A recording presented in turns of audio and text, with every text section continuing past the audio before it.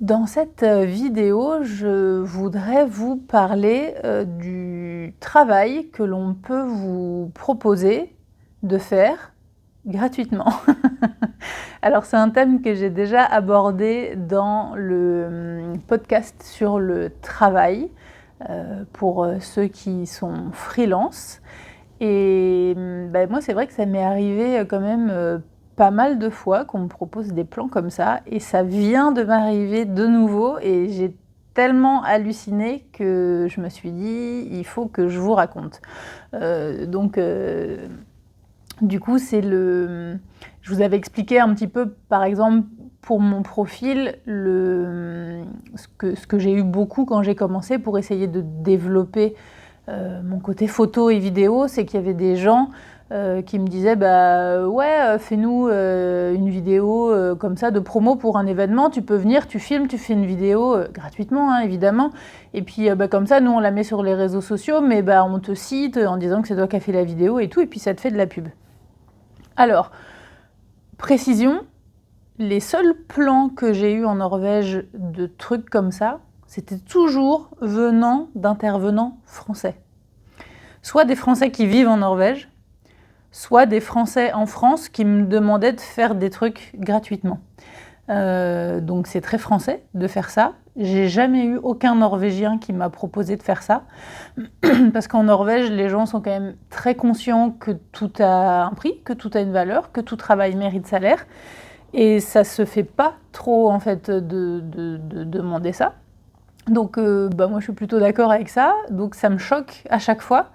Mais ça m'est arrivé de nouveau, donc je vous explique le contexte. Comme je vous ai déjà expliqué, moi je travaille maintenant, enfin cette année-là, à temps plein pour NRCO, donc je peux plus faire tout ce que je faisais en freelance avant, comme le fixing, les cours de chant et être guide. Mais comme c'est une activité que j'ai démarchée depuis 5 ans maintenant, je suis toujours régulièrement contactée. Alors déjà, premier point, c'est que pendant la pandémie, il n'y a rien eu, hein, évidemment, mais à la fin de la pandémie, depuis l'année dernière, ça a repris un petit peu. J'ai été recontactée par des sociétés, donc françaises, pour faire du fixing en Norvège. Petite parenthèse vite fait, hein, le fixing, c'est par exemple quand il y a une production télé française qui veut venir tourner un documentaire en Norvège.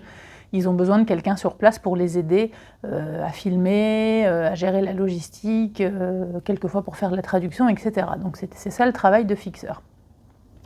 Et j'ai déjà eu plusieurs demandes en fait depuis la fin de la pandémie, sauf que évidemment ça bloque à chaque fois qu'on commence à parler de tarifs, parce que les productions françaises qui démarchent des gens en Norvège, ils oublient deux choses. Ils oublient que le coût de la vie en Norvège n'est pas le même qu'en France, donc évidemment le taux journalier n'est pas le même. Donc même si moi je me suis un peu alignée sur les prix français, par exemple, je demande 2500 couronnes de la journée, ce qui n'est pas énorme, hein, c'est pour du freelance, c'est pas beaucoup. Donc ça, ils oublient déjà que c'est pas les mêmes tarifs. Mais ce qu'ils oublient, enfin, ils savent, mais ils font genre, ils ont oublié, c'est que c'est sur facture. Je suis pas salariée, c'est moi qui facture. Donc c'est moi qui vais payer les impôts. C'est moi qui fais la facturation, donc c'est moi qui me tape tout le travail de secrétariat, c'est moi qui édite la facture, c'est moi qui fais les comptes, qui fait la compta, etc. Donc ça, c'est du travail. Et surtout, on est imposé entre 20 et 40% en fait, plus les frais de comptable, parce que moi j'ai un comptable.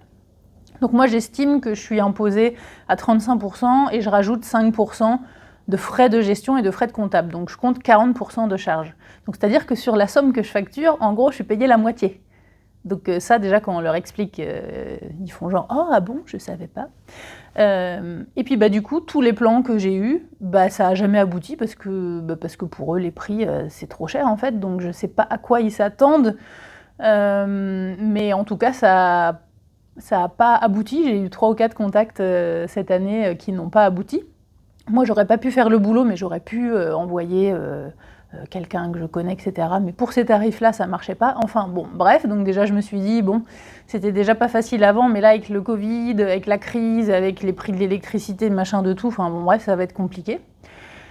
Et là, summum, je reçois, il y a quelques jours, un mail d'une productrice qui me propose... Alors déjà, le titre du mail déjà porté à confusion, j'aurais dû un peu anticiper le truc, mais bon, j'ai lu quand même.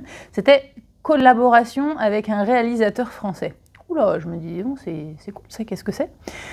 Je lis. Et donc déjà, la nana, elle commence par me faire une description de 2 pages du réal en le flattant, mais alors le mec, l'impression que c'est un réalisateur fantastique, sauf que c'est un youtubeur en fait, qui fait des vidéos pour YouTube. Et puis quelquefois, il a des reportages qui passent sur Canal+, etc. Enfin bon, bref. Et donc c'est quand même un gros projet, ils veulent partir au nord de la Norvège et tout. Et évidemment, elle m'explique le projet en long, en large, en travers, et à aucun moment elle me parle de budget, elle me demande même pas mes dispos en fait. Et puis elle m'explique que leur façon de travailler en fait, c'est de... j'ai bien aimé le terme, c'est de récompenser les gens qui vont s'investir dans le projet en leur faisant de la publicité. Donc, par exemple, le mec, il va sortir sa vidéo sur YouTube, il va me taguer dedans, il va dire voilà, c'était le fixing, une blonde en Norvège. Donc, ok, mais du coup, je lui réponds je comprends pas trop le fait que vous faites de la pub pour les gens qui vont travailler pour vous. C'est en plus ou enfin, vous cherchez des bénévoles ou vous cherchez des professionnels pour travailler? J'ai pas saisi en fait dans votre mail. Et là, elle me répond bah oui, on n'a pas trop de budget, machin. Donc il y aurait une première partie de préparation à la maison pour préparer le projet, comme dans tout travail de fixing. Et puis la deuxième partie, donc le tournage, 2 semaines. Du coup, j'essaye de comprendre, j'essaye de faire le calcul un peu de ce que coûtent les choses. Et pour un travail de préparation, pour un tournage comme ça, c'est entre 2000... Enfin, ça dépend du temps de travail, hein, si c'est 3 jours ou 2 semaines de préparation. Mais en gros, pour préparer un projet comme ça, c'est entre 1000 et 3000 euros à peu près. Plus le tournage, le jour sur le nombre de jours sur place avec l'équipe pour le tournage. Comme je vous l'ai dit, moi je facture entre 2500 et 3500 la journée. Donc là, comme je capte direct que c'est une prod qui n'a pas de budget, je mets à 2500.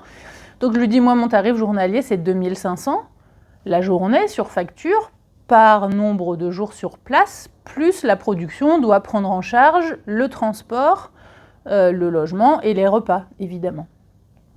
Donc si on fait le calcul, 2500 couronnes par jour, ça fait 37 500 couronnes. Donc ça fait presque 4000 euros pour le tournage de valeur, quoi, de travail. Et on compte 2000 euros de préparation. Donc ça fait une enveloppe de 6000 euros. C'est ce que vaudrait ce travail. Et la nana, elle me demande si je veux le faire gratuitement et qu'il y aura mon nom sur YouTube. Comment dire? Ben non, ça m'intéresse pas trop, parce que en fait, moi c'est mon travail, et puis ben, du coup j'ai besoin d'un salaire, enfin bon bref. Et puis du coup, je me suis pas du tout fâchée avec elle, hein. Je lui ai répondu, je sais même plus comment j'ai formulé le truc, mais je lui ai répondu, moi je suis professionnelle, c'est mon travail, donc de la pub sur YouTube ça m'intéresse pas. Moi, si vous voulez travailler avec moi, ça vous coûtera tant. Point, contactez-moi si votre budget est débloqué. Parce qu'elle me disait que soi-disant ils attendaient un budget, ou enfin, bon, bref, c'est pas pour critiquer cette équipe-là en particulier, mais c'est pour vous dire que ce genre de plan, c'est pas si rare que ça en fait. C'est assez souvent.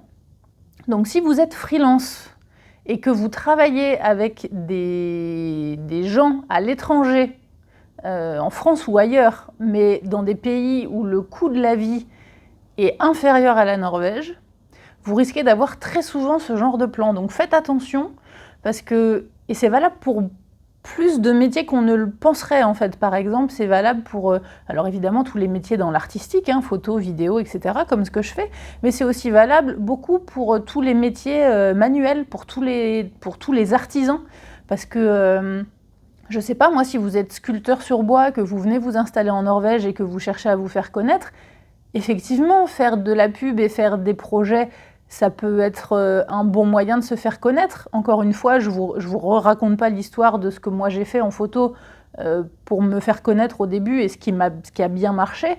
Je vous renvoie vers le podcast dans lequel je raconte ça.